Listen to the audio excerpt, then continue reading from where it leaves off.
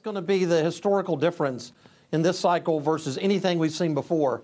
We had accounting change, which is very technical, but that accounting change forces these banks to provide for their loans at a much quicker pace before they even see the losses. In addition to that, what we're doing is pushing off the losses because we're deferring payments. And so we're giving 6 to even more months of respite for some of these pressure points on households, which is helping the system work better. But what we're going to see is the losses won't come in until 2021, and the reserving is going to happen in 2020.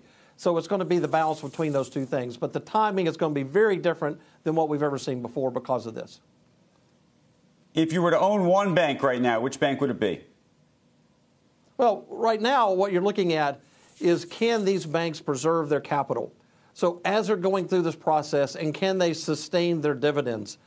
Those are the banks you're going to look for. And right now, it's really more on the success factor than it is the loss factor. We've only had one capitulate on their dividend, only 2 or 3 that would actually be in trouble. So when we look at it, the group as a whole is in good shape. They're doing the things you have to do to get through this part of the cycle. And we think that once we get through 2021 and get kind of through that first half, we'll see how much we've been able to reserve. So there are several banks that are out there that are well positioned to be able to take advantage of this system once we get kind of past but more the losses of first. Do you like a big money center bank like a JPM or a Bank of America, or are you more partial to a Goldman Sachs because you think there's going to be a lot of trading revenue around what's happening right now? I mean, how are you thinking about the distinction between those types of institutions?